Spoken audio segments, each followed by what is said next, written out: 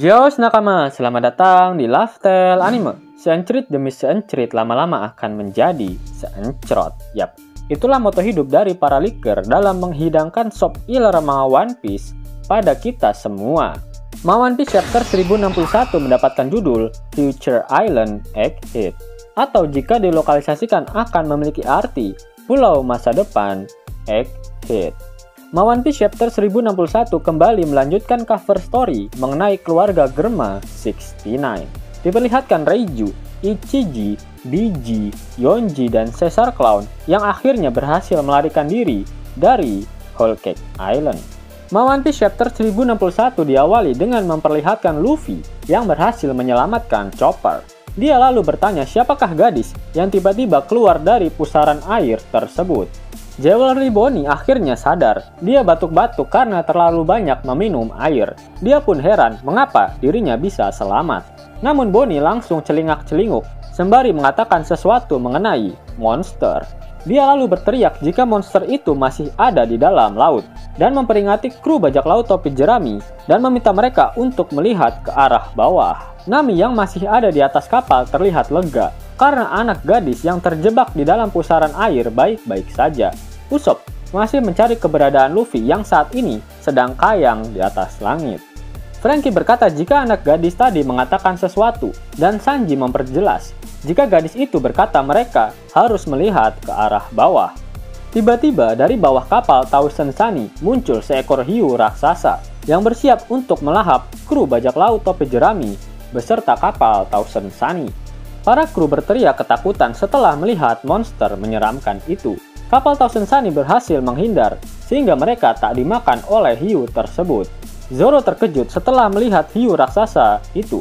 Dia pun heran karena ukurannya sangat besar, serta hiu itu juga terbuat dari logam. Seluruh kru topi jerami berteriak agar mereka berpegangan pada sesuatu, karena sebentar lagi kapal Thousand Sunny akan segera mendarat. Di sisi lain, Jinbe menyadari jika Luffy, Chopper, dan gadis itu akan terjatuh ke dalam lautan. Dia kemudian melompat dari kapal.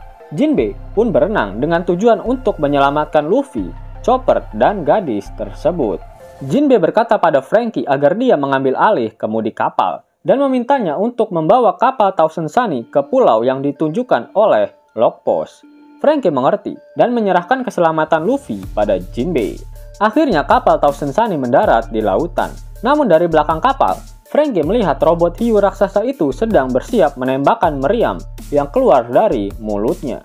Namun semuanya sudah terlambat. Meriam tersebut berhasil mengenai bagian samping dari kapal Sanigo. Karena terkena hantaman tersebut, seluruh kru topi jerami jatuh ke dalam lautan. Wah, apa itu? Teriak para kru topi jerami. Sial, kita semua akan jatuh ke lautan, ucap Franky.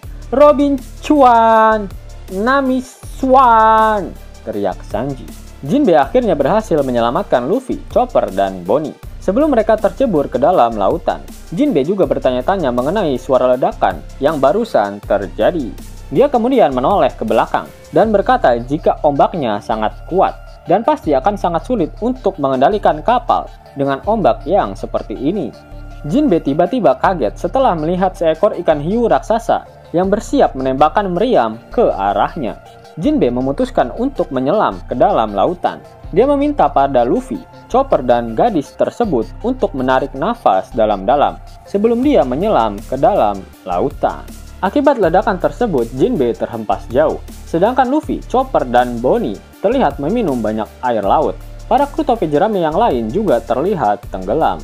Mereka kesulitan untuk kembali ke dalam kapal Thousand Sunny karena ombak di situ terlalu kencang. Robot hiu raksasa tersebut kembali menerjang untuk menyerang kru bajak laut topi jerami. Namun tiba-tiba robot raksasa yang mirip seperti Franky Shogun muncul dan dia menghajar robot ikan hiu tersebut. Shin kemudian berpindah ke markas angkatan laut yang berada dekat dengan pulau Egghead. Ternyata di tempat itu adalah markas G14 milik angkatan laut. Tashigi diperlihatkan sedang bersama dengan anak-anak korban asusila Caesar Clown saat di Pang Hazard. Tashigi mengatakan pada mereka jika ini adalah saatnya untuk minum teh. Mereka semua sebenarnya tak mau meminumnya jika bukan karena Tashigi yang meminta mereka melakukannya. Minuman yang dikatakan sebagai teh tersebut rasanya tidak enak. Salah satu anak perempuan yang bertubuh raksasa yang bernama Mocha berkata, jika dia merasa semakin mengecil setelah dia meminum teh tersebut. Tasigi juga melihat penurunan tinggi badan dari Mocha. Dia pun terus menyemangatinya. Tiba-tiba wakil admiral yang bertugas memimpin markas G14 muncul. Dia bernama Doll. Dia meminta Tasigi untuk membantunya mengurusi Helmeppo karena dia tak berhenti menangis. Tasigi berkata pada Doll jika dia juga tak akan mampu melakukan apapun pada Helmeppo. Koby merupakan sahabat karib dari Helmeppo, dan bagi Tasigi, Koby juga sudah dia anggap sebagai juniornya. Di sisi lain, Helmeppo terlihat sedang menangis dan merengek meminta bantuan pada kedua temannya yang sama-sama tergabung dalam organisasi Sword Angkatan Laut. Salah satu angkatan laut yang bernama Hibari dengan pangkat kapten juga meminta tolong kepada dua orang angkatan laut yang sepertinya memiliki pangkat yang lebih tinggi daripada dirinya dan Helmeppo. Hibari berkata jika Koby telah melakukan banyak hal untuk membantunya. Helmeppo dan Hibari terus meminta tolong padanya agar membawa mereka pergi ke pulau bajak laut Beehive. Sosok yang dimintai tolong oleh Helmeppo bernama Prince Cross. Dia menggunakan topi dan rambutnya menutupi matanya. Sosok Prince Cross ini sepertinya sudah pernah diperlihatkan, yaitu saat cover story milik Capone Gang Biji. Prince berkata jika tempat yang dibicarakan oleh Helmeppo bukanlah tempat sembarangan. Pulau bajak laut Beehive merupakan markas pusat dari bajak laut Kurohige. Jika kita dengan gegabah datang ke tempat tersebut, maka banyak bajak laut yang akan bermunculan seperti sekumpulan lebah, ucap Prince. Helmeppo berkata jika saat ini mereka berada dekat dengan pulau Egghead. Dia meminta Prince agar mereka dapat meminjam Seraphim dari Vegapunk untuk membantu mereka menyelamatkan Koby. Prince Cross berkata pada Helmeppo dan Hibari untuk menenangkan diri mereka. Saat ini mereka sedang mengurusi masalah yang terjadi pada Geass Drake. Sehingga saat ini mereka pun tak dapat melakukan apapun untuk menyelamatkan Koby. Scene kemudian berpindah pada grup Luffy, Chopper, Jinbe, dan juga Bonnie. Mereka semua sedang menggibas-gibaskan pakaian mereka yang basah. Termasuk Jewelry Bonnie yang saat ini sudah kembali ke wujud dewasanya. Kita bisa melihat buah segar alias boba milik Bonnie, meskipun hanya terlihat dari belakang. Bonnie heran mengapa Luffy dan yang lainnya tak mengenali siapa dia. Bonnie berkata jika dia juga termasuk bagian dari generasi terburuk, sama seperti Luffy. Bonnie kemudian menjelaskan jika namanya tertulis di koran sama seperti Luffy, dan dia juga ada di Pulau Sabaody 2 tahun yang lalu. Oh, kau juga bagian dari generasi terburuk, ucap Luffy. Aku Bonnie! Bonnie! Teriak Jewelry Bonnie kesal.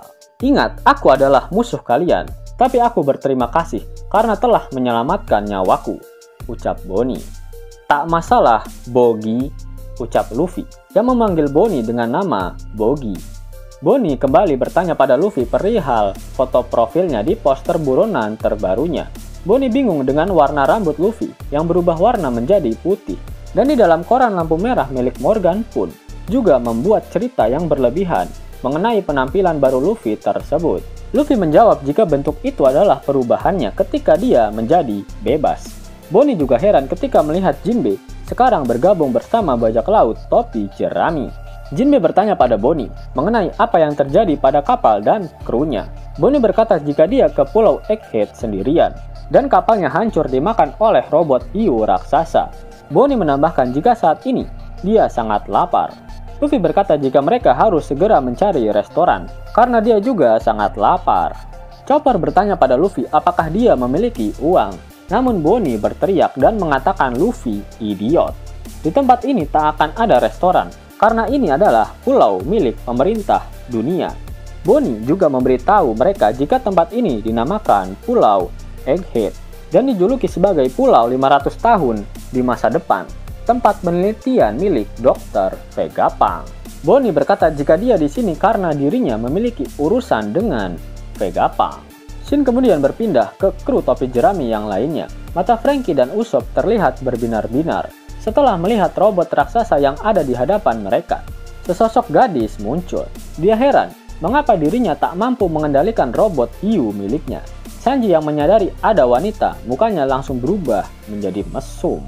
Franky berterima kasih pada wanita tersebut meskipun dia tak tahu siapa dia sebenarnya. Gadis itu berkata sendiri, dia sebenarnya hanya memerintahkan robot hiu itu untuk memperhatikan sekitar, lalu melaporkan, dan kemudian menembakkan meriam saja. Namun dia tak memerintahkannya untuk memakan. Pasti ada coding yang salah, tambah gadis tersebut. Gadis itu kemudian berkata pada kru topi jerami, siapa bilang aku mau menyelamatkan kalian, bajak laut? Aku bekerja untuk pemerintah dunia. Namaku Dr. Vegapunk. Ya, sosok wanita cantik yang bahkan lebih uhuy dari Nami mengatasnamakan dirinya sebagai Dr. Vegapunk. Apakah dia benar-benar Vegapunk? Pasalnya pada flashback Caesar, dia dipanggil dengan kata ganti pria alias Yi. Selain itu, kata-kata bahasa Jepang yang dituliskan untuk perkataan gadis itu biasanya digunakan oleh kakek-kakek. Ditambah lagi, di bagian boba kirinya tertulis Punk 02, seperti layaknya para pasifista atau Seraphim yang tertulis PX. Apakah gadis itu adalah cloning yang dibuat dan dikendalikan oleh Vegapunk, yang aslinya adalah kakek-kakek tua? Namun menariknya, helm yang dipakai oleh gadis tersebut sangat mirip dengan helm yang dipakai oleh koala dan para pasukan revolusioner yang lainnya. Apakah ada rahasia yang membagongkan antara Vegapunk dan Monkey D. Dragon? Pada akhir chapter, Oda Sensei mengeluarkan kata-kata mutiaranya. Itu artinya minggu depan One Piece libur. One Piece Film Red. Yap, Special Edition One Piece Film Red. Lifestyle Anime berkolaborasi dengan Misfit Society hadir dengan desain terbaru. Akagami no Jackie. Kamu bisa dapatkan kaosnya dengan harga spesial hanya 99.000 saja. Tersedia dua varian warna, hitam dan putih, dengan dua jenis kaos, yaitu Cotton Combat 30S, ketebalan yang standar, dan Cotton Combat 24S, yang tebal. Stok awal, kita batasi untuk 150 pieces dulu. Jangan sampai kamu lewatkan. Tunggu apa lagi? Pesan sekarang juga. Link pemesanan ada di kolom deskripsi. Yos nakama, itulah rangkuman untuk One Piece chapter 1061. Jika nakama menyukai video ini, jangan lupa klik like, share, dan subscribe channel ini ya, agar nakama semua tak ketinggalan info menarik seputar One Piece. Arigato.